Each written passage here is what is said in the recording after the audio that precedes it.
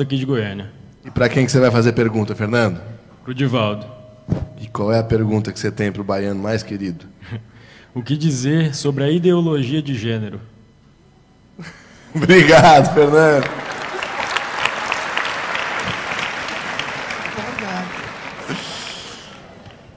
Pinga fogo, Di. Eu diria em frase muito breve que é um momento de alucinação psicológica da sociedade.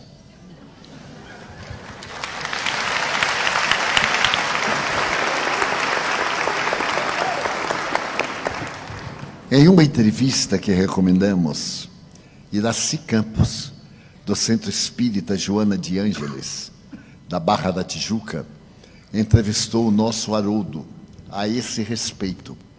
E as respostas, como as perguntas, muito bem elaboradas, propiciaram a Haroldo abordar a questão do ponto de vista legal, moral, espírita e social.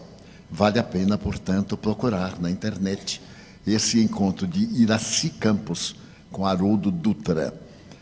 Haroldo disse, em síntese, eu peço licença a ele, que se trata de um momento muito grave da cultura social da Terra e que é naturalmente algo que deveremos examinar em profundidade, mesmo porque nós vamos olhar a criança, graças à sua anatomia, como sendo o tipo ideal. E a criança, nesse período, não tem discernimento sobre o sexo.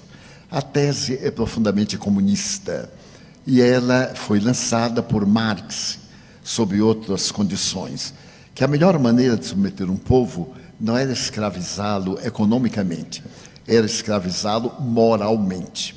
Como nós vemos, através de vários recursos que têm sido aplicados no Brasil nos últimos 9 anos, 10, em que o poder central tem feito todo o esforço para tornar-se o patrão de uma sociedade em plena miséria econômica e moral. Porque os exemplos de algumas dessas personalidades são tão aviltantes e tão agressivos que se constituíram legais e, porém, nunca morais. Todas essas manifestações que estamos vendo, graças à República de Curitiba, cujo presidente é o Dr. Moro, e deve ser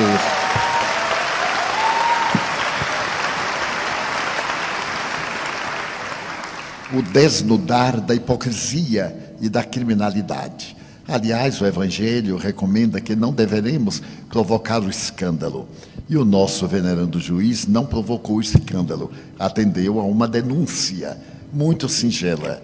E, no entanto, levantou o véu que ocultava crimes hediondos, profundos, desvio de dinheiro que poderia acabar no Brasil com a tuberculose, com as enfermidades que vem atacando recentemente, poderia educar toda a população e dar-lhe o que a nossa Constituição exige: trabalho, repouso, dignidade, cidadania.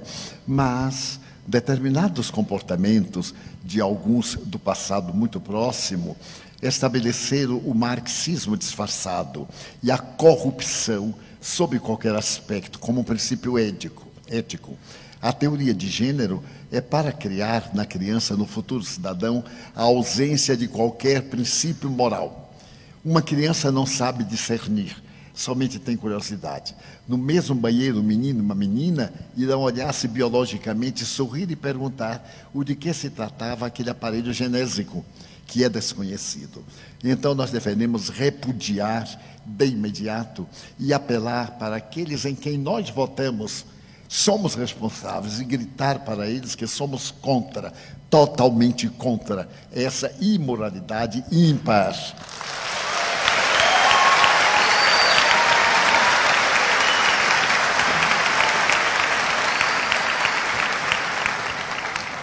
Vão me perdoar uma blasfêmia agora para adultos. Os espíritas somos muito omissos. No nome falso e na capa da humildade, achamos que tudo está bem, mas nem tudo está bem. É necessário que nós tenhamos voz. O apóstolo Paulo jamais silenciou ante o crime, a imoralidade, e Jesus, muito menos. Ele deu a César o que era de César. mas não deixou de dar a Deus o que é de Deus. Muitas aberrações nós silenciamos. Afinal, disfarçadamente, vivemos numa república democrática. E os nossos representantes lá chegaram pelo nosso voto. Já está na hora de acabar de votar por uma opercata japonesa. Já está na hora de deixar de votar por causa do emprego que vai dar ao nosso filho. Pensarmos na comunidade. Uma comunidade justa não faltará emprego para todos. Uma sociedade justa, de homens de bem, de mulheres dignas, naturalmente estabelecerá as leis de justiça e de equidade. Então nós evitaremos essas aberrações. O aborto provocado, esse crime hediondo que está sendo tentado tornar-se legal, por mais que seja legal, nunca será moral. Não somos contra quem aborta por essa ou aquela razão. Falamos em tese, matar é crime, seja qual for a aparente justificativa. E agora, com a tese de gênero, estamos indiferentes. E de um momento para outro, pela madrugada, os nossos dignos representantes adotam. Falávamos ontem a respeito de cartilhas do Ministério da Educação depravadas para corromper as crianças e que as escolas estão devolvendo ao Ministério. Que Ministério de Educação é esse? Que estabelece fatos?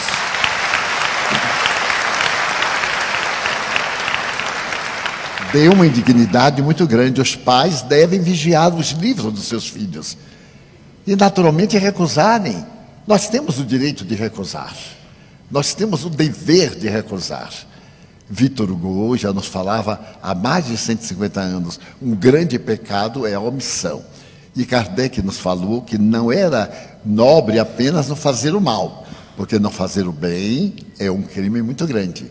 Então precisamos ser mais audaciosos, espíritas, definidos, termos opinião. A doutrina nos ensina. E para os jovens, eu direi que há uma ética, liberdade. O sexo é livre, livre sim, mas ele não tem a liberdade de indignificar a sociedade. Poderemos sim exercer o sexo, é uma função do corpo e também da alma, mas com respeito e com a presença do amor. Portanto, a teoria de gênero, jamais.